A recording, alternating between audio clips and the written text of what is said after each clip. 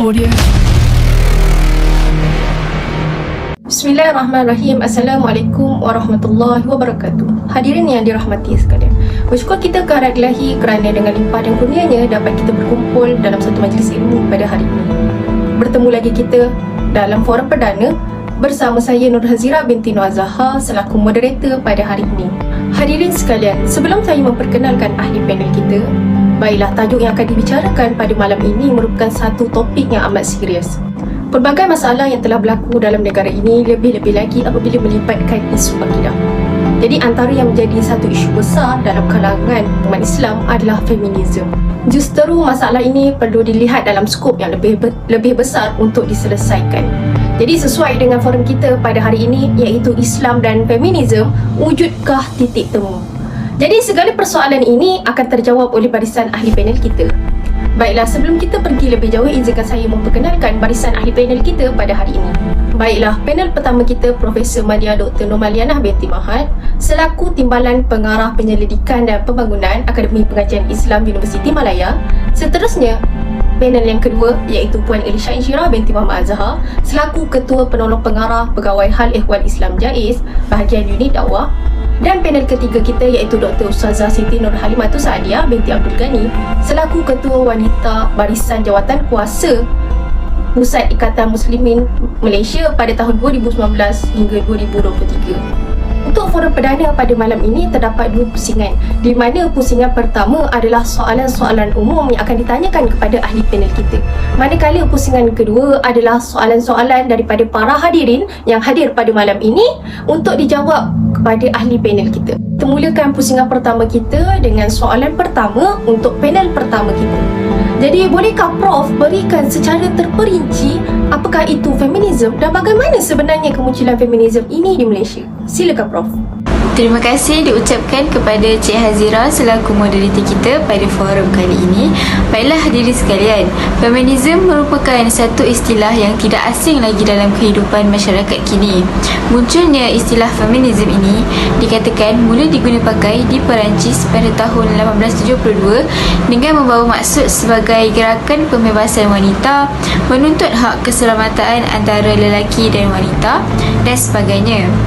Dikatakan gerakan feminisme ini mula tercetus di akhir abad ke-18 di mana tokoh pertama feminisme iaitu Lady Mary Wortley Montagu mula memperkenalkan gerakan ini akibat daripada beliau melihat ramai wanita di barat pada ketika itu ditindas dan berlaku ketidakadilan. Sepertinya berlaku diskriminasi terhadap wanita dari sudut material seperti penafian hak untuk wanita mendapatkan pendidikan, keterlibatan di dalam bidang politik, sosial maupun ekonomi dan sebagainya. Oleh itu, muncul gerakan ini adalah dengan bermatlamatkan untuk menuntut hak sama rata antara wanita dan lelaki. Gerakan ini juga mula melebarkan fahaman mereka sehingga ke seluruh dunia dengan matlamat yang sama iaitu memperjuangkan hak-hak serta kepentingan wanita. Di Malaysia, gerakan feminisme telah bermula sebelum zaman kemerdekaan lagi. Ianya dikatakan tercetus hasil daripada pengaruh kuat daripada feminis di barat. Awal gerakan feminis ditubuhkan adalah untuk menuntut hak pendidikan bagi kaum wanita. Contohnya seperti pertubuhan The Malay's Women Teacher yang ditubuhkan untuk mendapatkan hak pendidikan secara formal bagi wanita. Kebanyakan yang mendukung gerakan ini adalah terdiri daripada golongan wanita elit dan golongan wanita yang berpendidikan tinggi seperti pensyarah, peguam, wartawan dan sebagainya. Pada awal penubuhan feminisme ini lebih banyak menjerumus kepada isu-isu kekeluargaan serta kurang keprihatinan terhadap pembanterasan keganasan dan gangguan seksual yang dihadapi oleh kaum wanita. Namun, para hadirin sekalian, pada corak perjuangan mereka ini semakin ekstrim di mana golongan ini mula mempersoalkan keabsahan status wanita berkaitan pengamalan nilai keagamaan di dalam kehidupan seharian. Seperti contoh, pertubuhan Sister Islam yang telah berani mencabar fatwa serta menafsir semula Al-Quran menyebabkan mereka dipenuhi dengan kontroversi. Kecaruan feminis dalam menunjukkan keadilan dan kesaksamaan hak telah mendorong mereka untuk merebut tempat dan peranan lelaki di dalam semua bidang. Oleh itu, kesan daripada fahaman feminisme ini telah menimbulkan prasangka buruk dan tanggapan negatif orang ramai, serta feminisme ini telah didakwa sebagai fahaman kebencian terhadap lelaki. Sekaligus orang ramai beranggapan bahawa fahaman feminisme ini akan menjadi ancaman dalam masyarakat kita pada hari ini. Terima kasih Prof atas penjelasan yang begitu panjang sebentar tadi. Baiklah, seperti mana yang dikatakan oleh Prof sebentar tadi, feminisme merupakan satu gerakan pembebasan hak wanita yang menuntut kesamarataan antara lelaki dan perempuan. Jadi, feminisme ini bukan sahaja berlaku di Barat, bahkan berlaku juga di Malaysia. Jadi, kita beralih kepada panel kedua kita. Apakah ciri-ciri pemikiran feminisme khususnya di Malaysia? Silakan Puan. Terima kasih kepada moderator.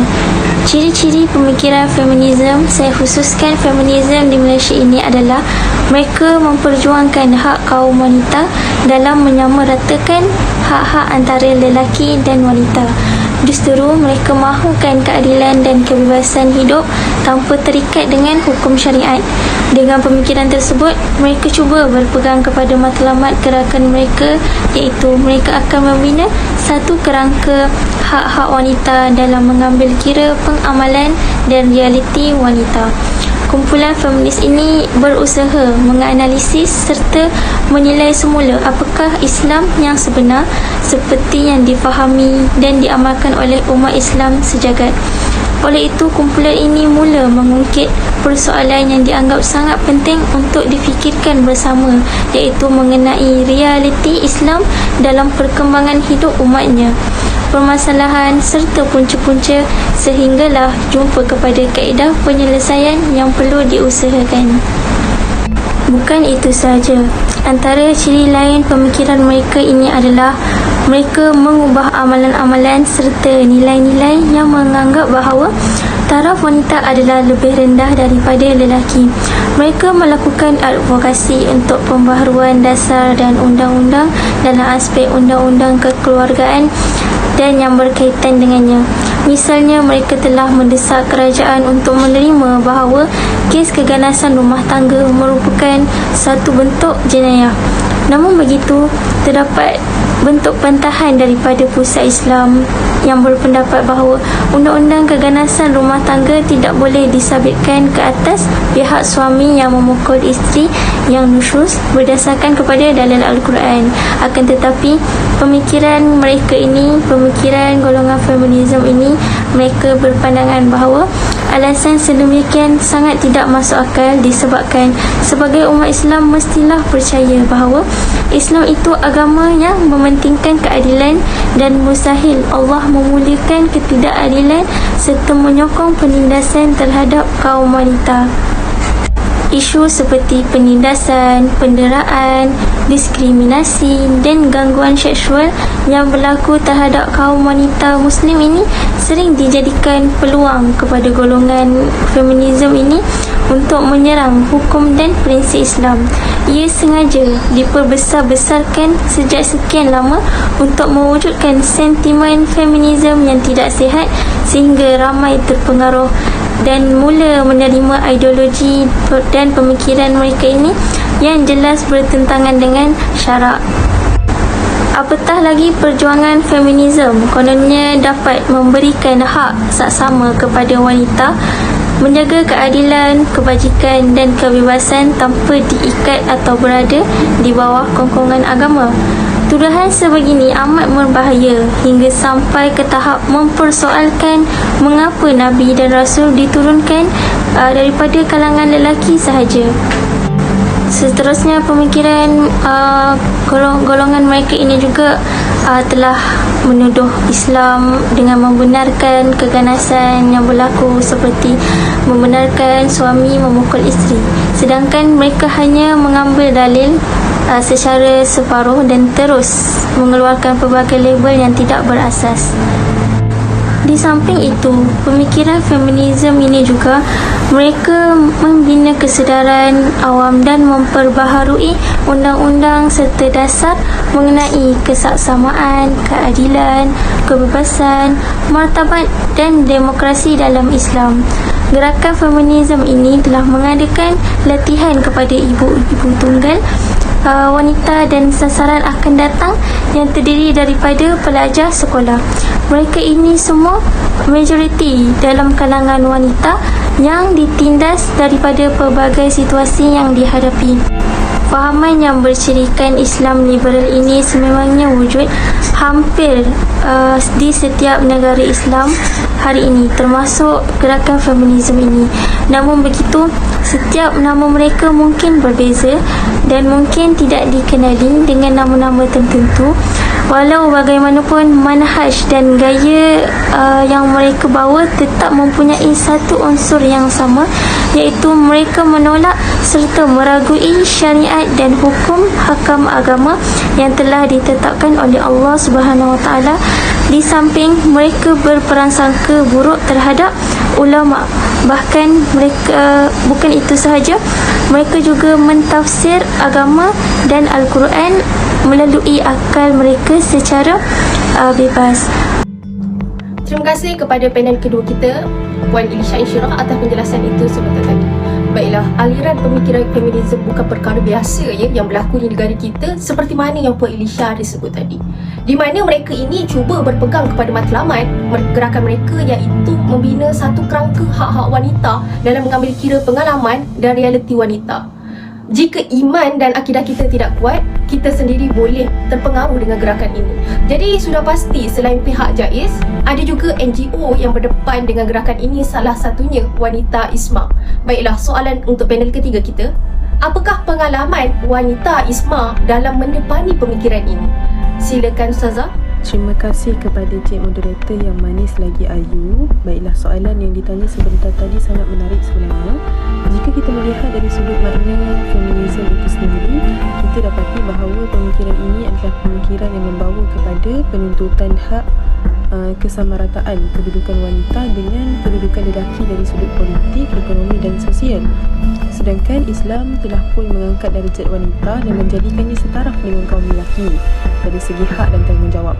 Sebagai contoh, wanita boleh menjadi rakan kongsi dan saudara kepada kaum lelaki.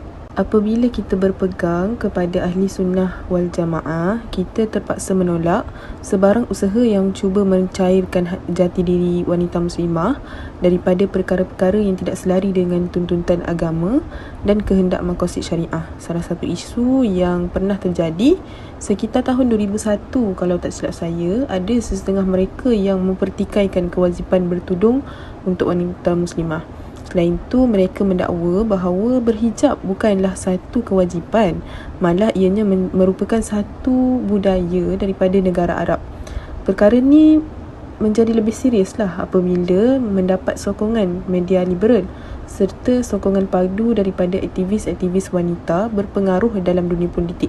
Jadi perkara ni sewajarnya ditolak dan masyarakat perlu mendapat penjelasan yang betul tentang agama Islam itu sendiri. Ada juga sesetengah kes di mana mereka ni menyokong wanita muslimah menyertai pertandingan Ratu Cantik. Malah mereka siap mempertikai sistem fatwa yang melarang perbuatan ni. Selain itu, ada juga dari kalangan mereka yang menyokong kebebasan beragama dan menukar agama bagi orang-orang Islam. Sedangkan perkara ni jelas-jelas bertentangan dengan Perlembagaan Malaysia dan agama Islam itu sendiri. Maka ketika itu, sepanjang tahun 2014, Wanita ISMA sendiri pernah melaksanakan beberapa program pendidikan dan program kemasyarakatan. Program-program ini sebenarnya bertujuan untuk memberi kesedaran dan kepekaan untuk mempertahankan jati diri wanita muslimah itu sendiri, sekaligus mendedahkan kepada semua wanita muslim, khususnya berkaitan agenda asing yang berpemikiran seperti ini. Ini juga menjadi asbab tanggungjawab wanita ISMA lah dalam memberikan penjelasan yang sebenar tentang keindahan Islam dan mendidik masyarakat dengan kehidupan Islam yang syumul. Sekian, terima kasih. Masya Allah, begitu sekali ya wanita Islam mendepani gerakan ini. Terima kasih Dr. Ustazah Siti Nurhalimatul Saadia atas perkongsian sebentar tadi. Alhamdulillah, selesai sudah pusingan pertama kita. Baiklah, jadi kita teruskan kepada pusingan kedua kita, antara soalan-soalan yang sering kali muncul dalam kepala kita tentang feminisme. Kita mulakan dengan panel pertama kita. Sudah pasti apabila feminisme ini masuk di dalam negara kita, pasti timbulnya banyak masalah. Malah isu ini akan menjadi lebih besar apabila mendapat sokongan daripada pihak tertentu. Jadi, boleh Prof kongsikan kepada kami, wujudkah sebenarnya pihak yang menyokong gerakan feminisme ini dan apakah isu yang diketengahkan dalam feminisme ini? Silakan Prof. Hadirin sekalian, umumnya pada masa kini, wanita dilihat semakin maju dan semakin berani lantang bersuara, menyebabkan kedudukan mereka hampir setaraf dengan lelaki. Persoalan mengenai hak-hak perempuan dan kedudukan perempuan sudah tidak asing lagi, malah semakin menjadi salah satu isu yang besar di dalam pemikiran Islam kontemporari pada hari ini. Antara gerakan feminisme yang paling rancak mengupas masalah ini ialah golongan feminisme Sister in Islam atau lebih dikenali sebagai SIS bersama persatuan wanita yang lain. Mereka telah mencetuskan serta membangkitkan isu-isu yang mengelirukan umat Islam, malah secara tidak langsung boleh mengakibatkan akidah umat Islam terpesong. Di sini saya akan mengupas beberapa isu mengenai gerakan ini. Pertama, isu mengenai poligami. Pada 11 Disember 1996, Sistem Islam telah mengeluarkan satu memorandum reformasi Undang-Undang Keluarga Islam mengenai isu poligami, yang mana mereka mengatakan bahawa poligami adalah institusi zaman silam yang terpaksa diterima pada waktu itu, dan dalam keadaan masa kini ianya patut diketepikan untuk memberi laluan kepada institusi monogami. Poligami tidak mungkin akan mencapai matlamat kerana keadilan yang dijadikan syarat tidak mungkin dipenuhi oleh suami, kata mereka.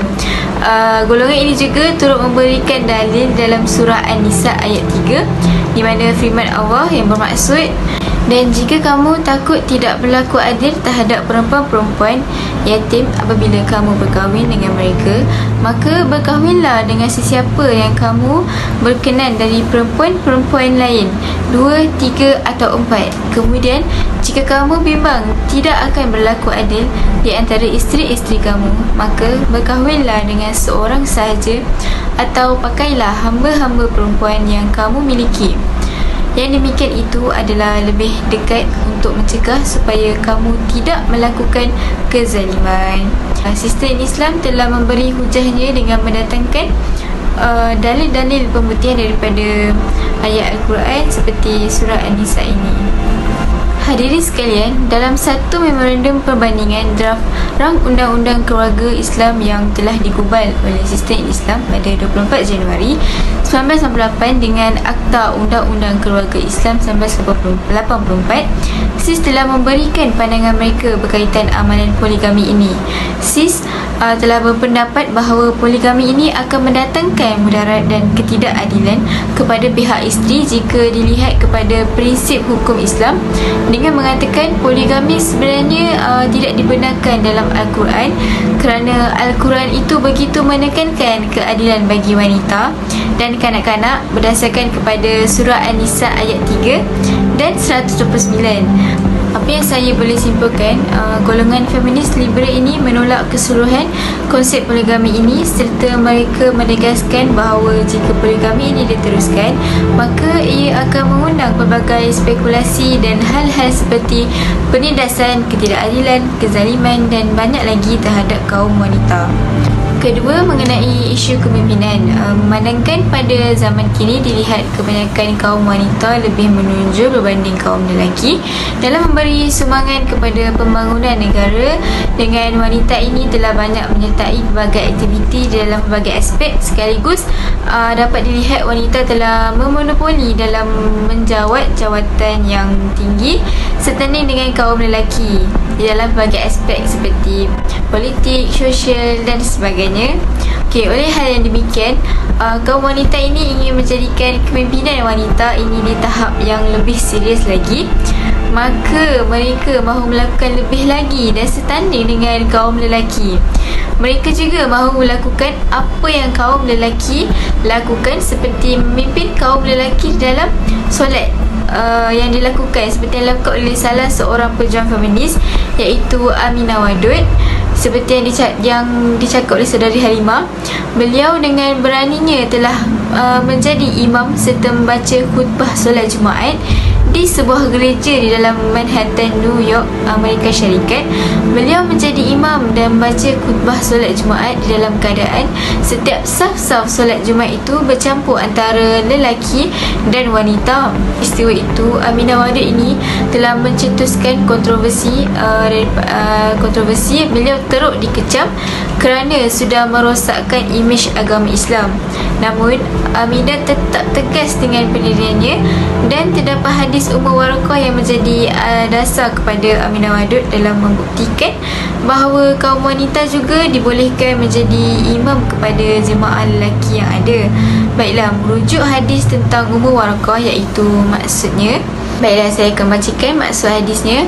Dari Ummu Warakah binti Abdullah bin Al-Haris Al-Ansyari, dan ia pernah ikut mengumpulkan Al-Quran sedangkan Nabi Muhammad SAW telah memerintahkan kepadanya untuk memimpin solat keluarganya.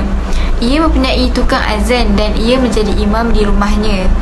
Berdasarkan hadis ini, Aminah Wadud menjadikan hadis ini sebagai hujahnya untuk membuktikan bahawa wanita boleh menjadi pemimpin seperti mana yang diperintahkan oleh Nabi Muhammad SAW dalam hadis ini kepada Ummu Warakah untuk menjadi imam kepada seorang muazzin dan 2 orang hamba yang terdiri daripada lelaki dan wanita.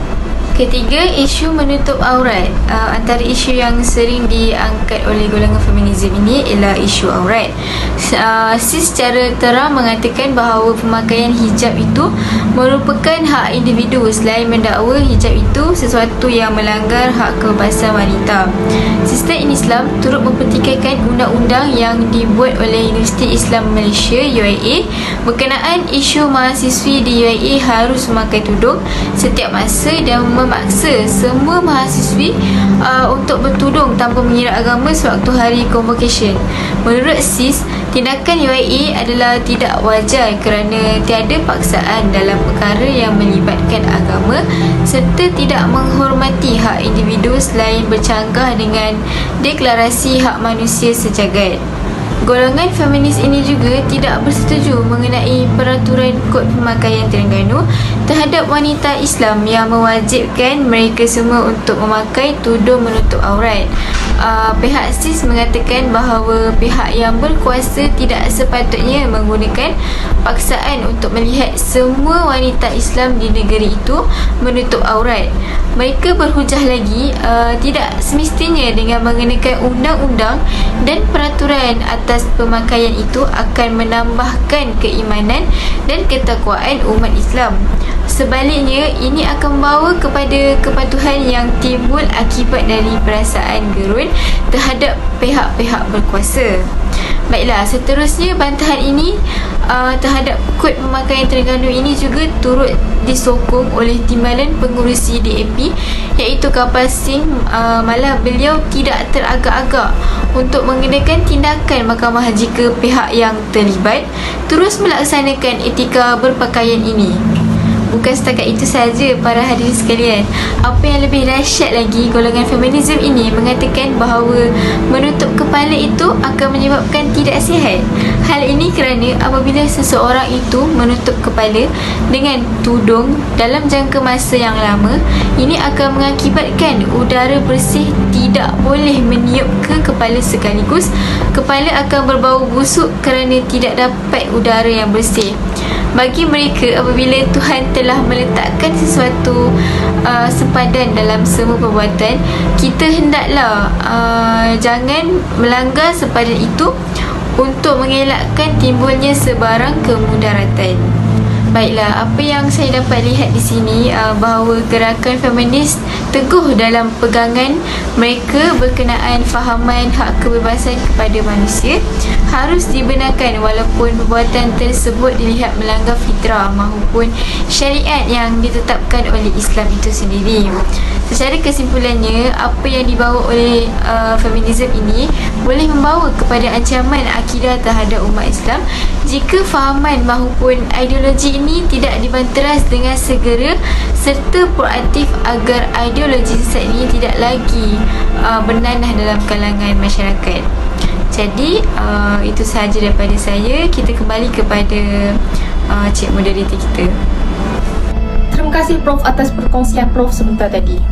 Allahu Akbar, rupanya begitu banyak sekali isu yang timbul apabila wujudnya feminisme ini di negara kita. Malah ia menjadi lebih dahsyat lagi apabila ia mendapat sokongan daripada pihak tertentu seperti Sister in Islam ataupun lebih dikenali sebagai SIS. Baiklah, kita pergi soalan seterusnya kepada ahli panel kedua kita. Baiklah Puan, memandangkan Malaysia merupakan sebuah negara Islam yang sudah pasti terikat kepada undang-undang dan juga hukum syariah. Jadi boleh Puan huraikan isu-isu yang telah disebutkan oleh Prof sebentar tadi dari sudut Islam dan apakah usaha yang telah dilakukan oleh pihak JAIS dalam menangani masalah ini? Silakan Puan. Terima kasih atas soalan yang diberikan. Bagi menghuraikan isu-isu yang telah dinyatakan oleh panel pertama sebentar tadi ialah yang pertama adalah berkenaan isu poligami. Sebelum itu, jika kita melihat dari sudut fiqh, hukum poligami ini adalah diharuskan saja. Akan tetapi dalam beberapa hal yang mendatang, hukumnya boleh berubah menjadi kepada 3 hukum, iaitu boleh menjadi kepada sunat, makruh dan haram. Hukum menjadi sunat jika lelaki itu mempunyai keperluan untuk berkahwin lain, jika isteri yang satu itu tidak dapat menjadikan dirinya afif, iaitu menjaga syahwatnya daripada melakukan zina dan maksiat, ataupun isteri tersebut mengalami sakit ataupun mandul sedangkan suaminya menginginkan anak. Syariat juga menggalakkan kepada meramaikan anak. Adapun hukumnya menjadi makruh jika mereka yang berpoligami ini semata-mata ingin berhibur, akan tetapi mereka syak akan kemampuannya untuk berlaku adil di antara isterinya. Dan hukumnya juga boleh menjadi haram jika lelaki itu yakin bahawa mereka tidak mampu berlaku adil dan mengakibatkan kepada perkara yang lebih mendatangkan mudarat. Jadinya Islam tidak mendatangkan sesuatu hukum tanpa alasan yang tidak adil. Seterusnya, melihat kepada isu yang kedua, iaitu wanita boleh menjadi imam kepada lelaki. Isu ini sebenarnya telah lama diangkat oleh aliran liberal ini dan kemuncaknya apabila Aminah Wadud menjadi imam solat Jumaat di sebuah gereja di New York. Oleh itu, bagi menjawab isu ini, yang pertamanya adalah hukum wanita menjadi imam bagi solat lelaki ini adalah tidak dibolehkan, sebagaimana perkara ini telah disepakati oleh para ulama sebagaimana yang telah disebutkan oleh Ibnu Hazm dalam karyanya Maratib Al-Ijam. Ijma' ulama tidak berubah sehingga ke hari ini sebagaimana disebutkan di dalam kitab moden, iaitu Mawsu'ah Fiqhiyah Al-Kuwaitiyah. Imam Asy-Syafi'i juga telah mengatakan bahawa di dalam kitabnya Al-Um bahawa tidak sah solat lelaki jika berimamkan wanita, tidak dibenarkan selama-lamanya. Berkenaan dengan hadis yang dipegang oleh Aminah Wadud tersebut, jika dikaji tentang status hadisnya adalah bermasalah. Hadis tersebut juga tidak menunjukkan secara jelas dan pasti bahawa Ummu Warakah menjadi imam kepada orang lelaki. Akan tetapi Abdurrahman berkata dia nampak tukang azan lelaki tua. Itu tidak menunjukkan secara pasti lelaki itu solat bersama Ummu Warakah kerana boleh jadi lelaki itu tolong azan untuk Ummu Warakah dan kemudian pergi solat Jumaat di masjid. Isu yang ketiga adalah berkenaan dengan aurat. Kita sedia maklum bahawa hukum agama Islam berkenaan dengan penutupan aurat wanita ini adalah wajib sesuai dengan perintah Allah SWT dalam surah An-Nur ayat 31. Jika melihat pemikiran dan pandangan feminis ini, mereka tidak lain tidak bukan sudah melampaui batas dan mengingkar perintah daripada Allah bahawa hukum menutup aurat adalah wajib. Tidak ada hukum lain. Kita sebagai umat Islam wajib mengikut hukum syariat yang telah ditetapkan. Oleh itu, pihak JAIZ telah membuat beberapa tindakan dalam menangani golongan sebegini. Antaranya adalah JAIZ telah menganjurkan program-program seperti forum ataupun seminar dengan kerjasama NGO sebagai langkah platform dalam menyebarkan isu semasa berkenaan fahaman Islam, termasuk bahayanya gerakan feminis ini sebagai langkah kepada masyarakat supaya sentiasa berjaga-jaga dan tidak mudah terpengaruh dengan gerakan tersebut. Seterusnya, unit dakwah JAIZ juga telah mewujudkan satu sistem, iaitu sistem e-tauliah yang berfungsi dalam mengenal pasti status penceramah dalam mengelakkan berlakunya penyelewengan ajaran dan fahaman yang diajarkan kepada masyarakat. Seterusnya, unit penyelidikan dan pembangunan JAIZ juga telah menerbitkan risalah-risalah berkenaan ajaran sesat yang telah difatwakan sesat oleh negeri Selangor. Bukan itu saja, pewataan fatwa pemikiran liberalisme dan pluralisme juga telah dikeluarkan rentetan dengan isu yang berlaku ini. Seterusnya, JAIZ juga telah melakukan serbuan dan penguatkuasaan di premis mereka, misalnya di premis Persatuan Bible Malaysia iaitu PBM yang terletak di Petaling Jaya. Hasilnya, JAIZ dapat merampas sebanyak 300 naskah Bible yang terkandung kalimah Allah di dalamnya, dan banyak lagi sebenarnya usaha dan tindakan JAIZ bagi membanteras golongan feminisme ini di Malaysia. Terima kasih Puan Elisha, sangat jelas dan padat huraian yang telah diterangkan sebentar tadi. Islam sangat menjaga dan menghormati wanita. Jadi wanita itu layak dimuliakan dan dipandang tinggi. Tetapi apabila wujudnya gerakan yang memperjuangkan wanita, sepatutnya hukum agama tidak boleh diketepikan. Baiklah, soalan terakhir sebelum penutup buat ahli panel kita yang ketiga, Dr. Ustazah Siti Nurhalimatul Saadia. Selain daripada pihak JAIZ, pasti ada juga NGO yang bergerak membantu menangani gerakan ini. Jadi, apakah program ataupun tindakan yang pernah dilakukan oleh wanita ISMA sebelum ini, dan apakah cadangan untuk pihak berkuasa menghadapi ancaman pemikiran ini? Silakan Ustazah. Terima kasih sekali lagi kepada saudari moderator untuk soalannya. Sebenarnya kemunculan suara lantang yang membicarakan isu feminisme dalam kalangan pejuang feminisme di Malaysia mendorong badan-badan bukan kerajaan itu sendiri merancang melahirkan tokoh-tokoh wanita yang berani menyatakan kebenaran dan bangkit menjelaskan kepada umat tentang kesilapan dan kesesatan golongan feminisme dan liberalisme ni. Tokoh-tokoh wanita ni diketengahkan melalui pentas seminar, konvensyen, tulisan dan kenyataan media yang sebenarnya dimuat turun melalui aplikasi YouTube dan lain-lain. Secara tak langsung, kelantangan suara dan tulisan wanita dalam badan-badan bukan kerajaan yang wujud di negara ni sebenarnya telah menarik perhatian media liberal dalam dan luar negara. Di dalam wanita ISMA itu sendiri, banyak juga pelaksanaan program berasaskan pendidikan dan kemasyarakatan yang sebenarnya bertujuan memberi kesedaran dan kepekaan untuk mempertahankan jati diri muslimah. Perkara ini juga sebenarnya berperanan mendedahkan wanita muslimah terhadap agenda asing seperti feminisme yang boleh mengganggu keindahan Islam itu sendiri. Antara program yang pernah diadakan oleh wanita ISMA adalah Konvensyen Wanita Islam Nasional, Konwanis. Konvensyen ni sebenarnya diadakan sebagai satu usaha untuk mengumpul aktivitis wanita Islam lah di seluruh Malaysia. Hadafnya untuk menarik wanita Islam seluruh negara mendepani isu-isu wanita, isu-isu kewanitaan dan permasalahan wanita secara umumnya.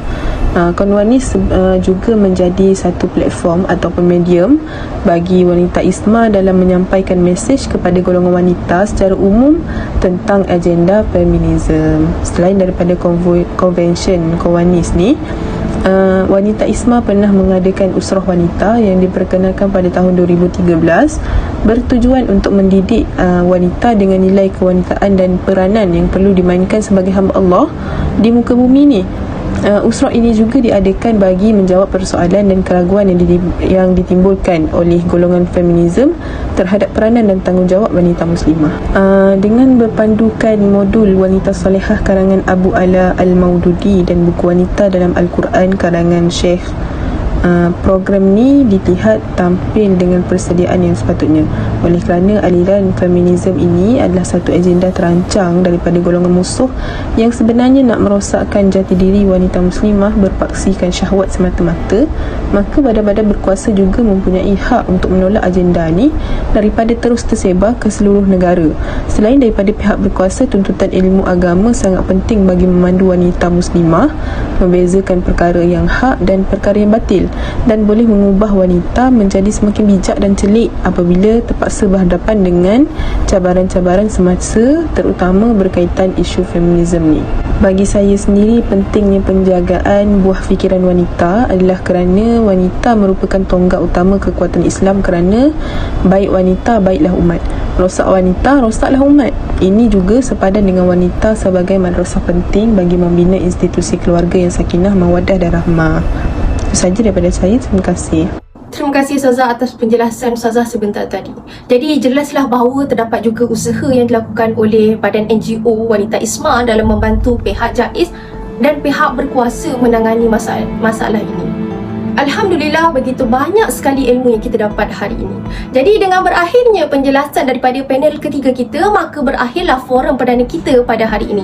Terima kasih kepada barisan ahli panel kita dan juga para hadirin yang turut hadir. Jadi segala yang baik itu datangnya daripada Allah dan segala yang buruk itu datangnya daripada kelemahan saya sendiri. Wabillahi taufiq wal hidayah. Wassalamualaikum warahmatullahi wabarakatuh.